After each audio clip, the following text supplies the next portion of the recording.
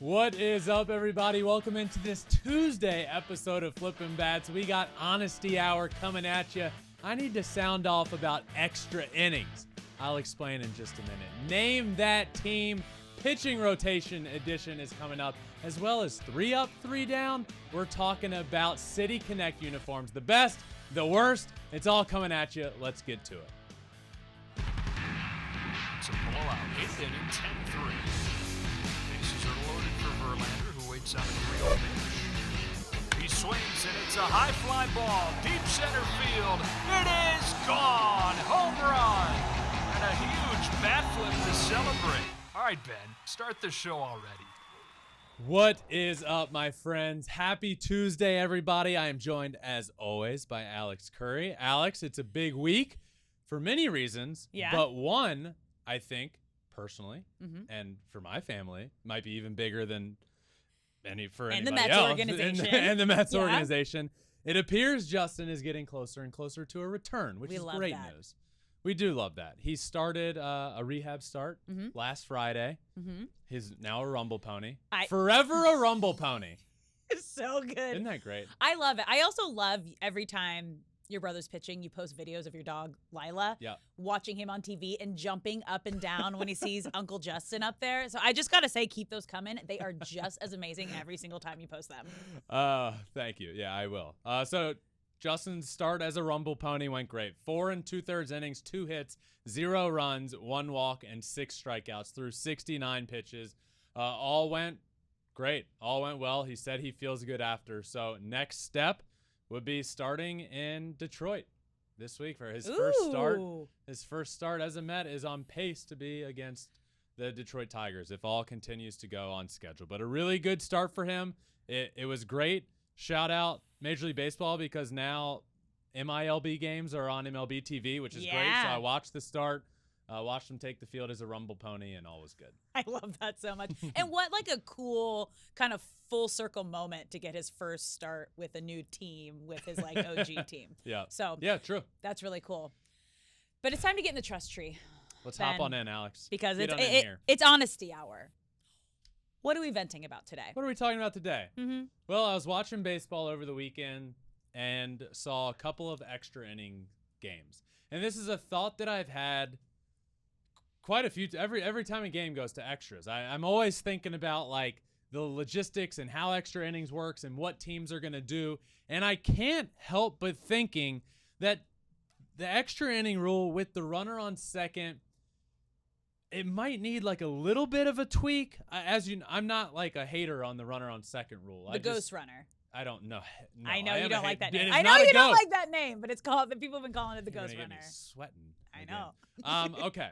So here's what I want to say about extra innings. It needs a little bit of a tweak, because right now, the way extra innings are set up, it benefits the away team. Why? Which shouldn't be a thing. Why is a good question. Here's the thing. Top of the 10th inning. Yeah. Away team hits first. There's a runner out on second base to start the inning. Nobody out. You can do whatever you want to do. You can play for 1 run. You can bunt him over. You can get him in. You can get a couple hits and score 2, 3 runs. But let's just say you don't score a run in the first inning, right? So you're the away team. You don't score in the top of the 10th. Then you have the benefit as the away team of being able to immediately intentionally walk the leadoff batter in the bottom of the 10th, because that run means nothing, and it then sets up a double play for you to turn. So you have the advantage of being the first to make a move, and then the second team, they know what needs to happen, right? If you don't score a run, all you need is 1. So the team might as well put on a runner and then try and get a ground ball, or at least a force out. So if they go and try and bunt, you have a force out at every base. I just don't like how the away team has the benefit, right? A home team, I don't think anybody should have like an edge on the field percentage-wise in a baseball game. You play at home, you obviously have a benefit there of being the home team. But in those extra innings, as the away team, you get to do what you want to do and then react in the bottom half.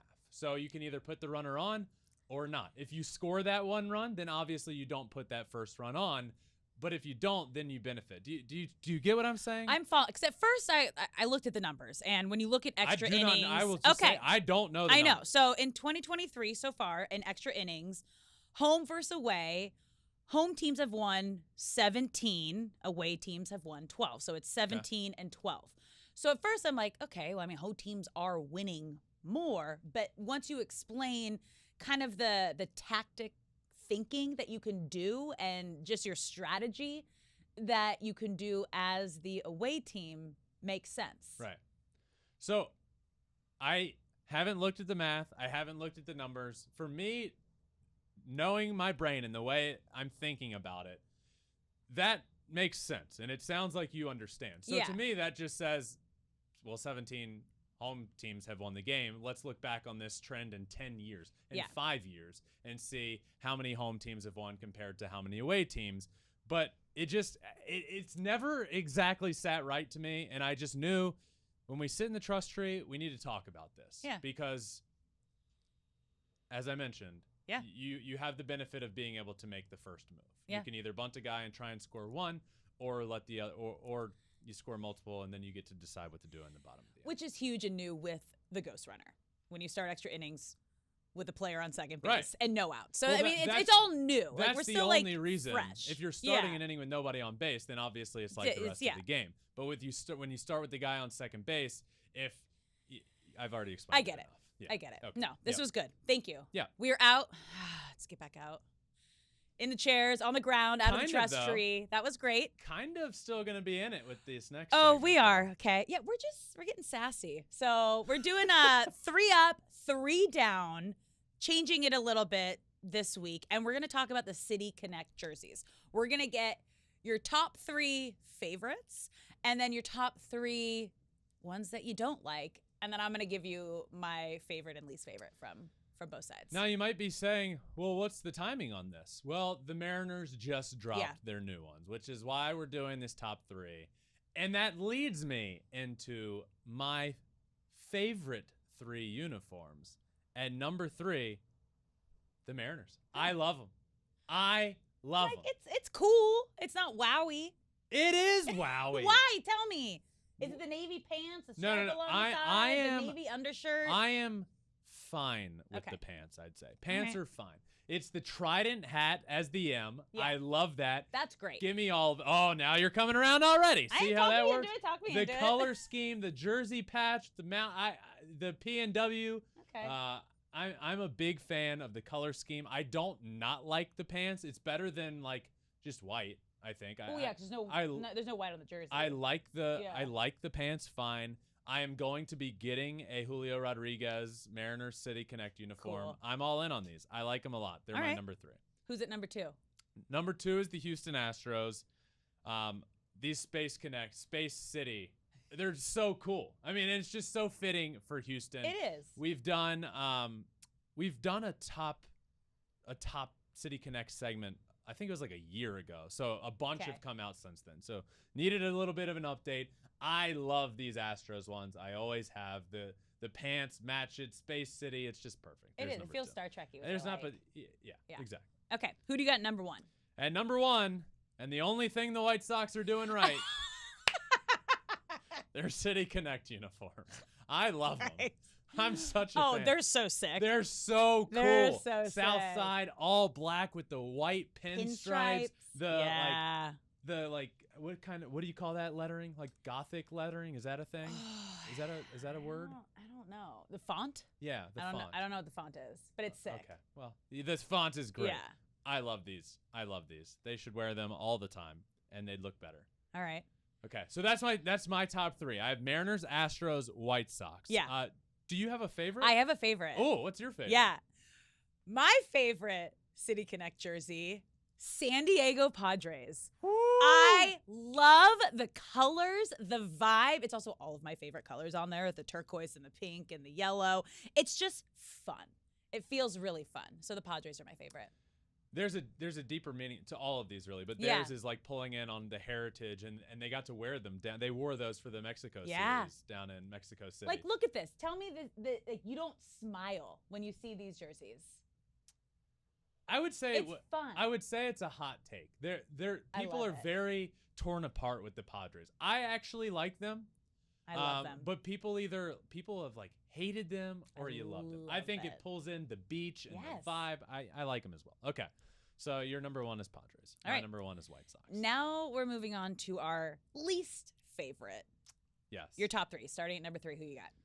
Number 3, again, for least favorite City Connects, the Texas Rangers. Theirs just dropped recently.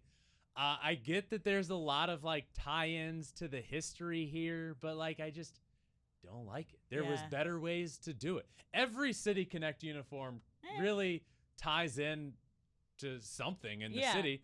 So, they can sit there and say everything it does. You could have done it better. You could have put like the state of Texas and like some really cool stuff. I just think they went kind of boring with it. It is kind of boring. It's just like, I don't hate it. You're just not impressed. I'm just like, it's like, what are we doing here? Yeah. So they're number 3 for me. Okay. Number 2. Number 2, San Francisco Giants. Really don't like these. These were one of the first ones to come out. These are bad. It's like the Gatorade G. These are bad. Yeah. It just looks like the Gatorade G. It's like weirdly radiant. Like it's like, I'm not the most artsy person in the world, so I can't sit here and tell you. The golden. Apparently golden can't tell you gate font on the names arm. or like Yeah. art trends, but That's cool. you know what I can tell you? Yeah. That I don't like them. Okay. And that's why they're here at number 2. Okay. Who do you have at number 1? My least favorite City Connect jerseys, and I think everybody's kind of consensus here, the Dodgers. Maybe not consensus on the worst, but consensus on they're just not good. What are we doing here? All blue, Los Dodgers. I get like the Hispanic tie-in there, but like they're awful. It's so close to what their actual jerseys look Right, like, so I can't hate it because I love their actual jerseys. I'm just like, that's cool. No, I love the home whites. Yeah. The clean, crisp, all white, the blue lettering. Those But this Doyers. is just the I love reverse. Yeah. But with blue pants and the blue, like, what are we doing? That's okay. I don't like it. I don't hate it. Well, But I'm also like a born and raised Dodger fan, so like I will love anything that they have and do. all right. Okay. Your least favorite. My least favorite. Boston. Just not a fan of the yellow and blue. It just didn't sit with me. It just didn't sit with me. Do you know the tie-in? No. It might change your mind. Okay. It's the Boston Marathon. Shoot. Okay. Yeah. Okay. But All if right. you didn't know, you know. I didn't know. The tie-in to the Okay. Boston Marathon and I tried to go in like blind yeah. and just like, what do I like? What do I don't like? Yeah. That's what I did. So, okay, that's tough.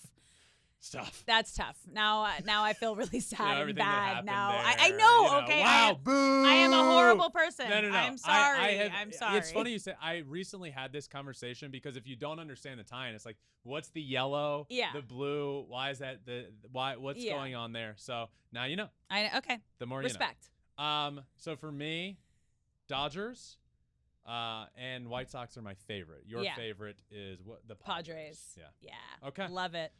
Game time. Oh, game time. Okay. I went 3 for 3. First time we did pitching rotations. I went 3 for 3. So Alex, take it away and explain this. Okay. So name that team. We've done a bunch of different versions of it, but now I'm going to give you 1 through 5 starting rotation where they were drafted out of or what country they signed out of. So you're either getting a high school, a college, or a country. Okay. And from base of the staff to the 5 guys. 1 through 5. Okay. Are you ready? Yep. Team number 1. High school out of Georgia, University of Mississippi, high school out of California, high school in Texas, and I don't want to butcher this. Seminole State College of Florida. Name that team. So for me, Ole Miss, I go straight to Lance Lynn, and then number 1, high school out of Georgia. I'm pretty sure this is the White Sox. Yeah, it is. Let's go. Yeah. All right. All right, you're doing good. 1 for 1. 4 for 4 if you go back. Yeah, you can. Team number 2. You ready for this? Yep. Okay. Mexico, high school out of Texas, St. Mary's College, high school out of Texas, and high school out of Texas. Holy high school Name Texas. that guys. team. Mexico, mine goes to Julio. High school out of Texas, mine goes to Kershaw. So I'm going to go with the Los Angeles Dodgers. Yeah. Let's go. Buddy 2 for 2. Ben is on a roll. Buddy Ben. What do you want, Mr. Ben? You want Mr. Ben or Buddy Ben? Either works. Okay. I'm gathering up a lot of nicknames. I love it. Just the last 2 weeks. Flippin Bats journey. Yeah. Okay. Team number 3. You ready? Yeah. University of Missouri, UNLV, New Mexico State University, Cal State San Bernardino, and high school out of Texas. Man, I was really hoping when I saw Missouri that I would see Japan somewhere and I would know the Mets. But I do not know this. UNLV means it's probably a Vegas guy. Okay. New Mexico State? Cal State San Bernardino. 30 seconds. Texas. 20 seconds. I don't think I'm gonna get there. Missouri. Oh wait, I feel like I just got close in my head. Missouri. 10 seconds. A young, exciting team. Young, exciting team. 6 seconds. It's not the D-backs. 3. Pirates?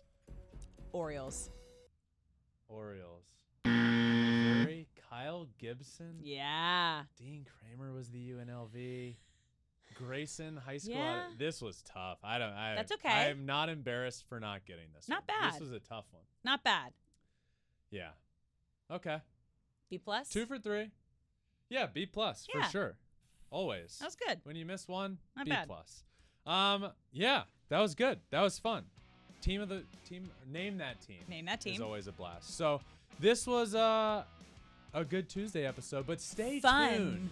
By the way, this week in Shohei Ohtani news, we'll be dropping later another Tuesday bonus pod edition. So check that out. Alex, a good Tuesday episode. A great Tuesday episode. Thank you all for listening. Let me know what your favorite and least favorite city connects are, by the way. I need everybody's opinion. Vote on ours. Vote on ours. Yeah. Yeah. So thank you all for listening. Make sure you subscribe anywhere you listen, Apple or Spotify, wherever. We're also on all social media, Twitter, Instagram, Facebook, TikTok.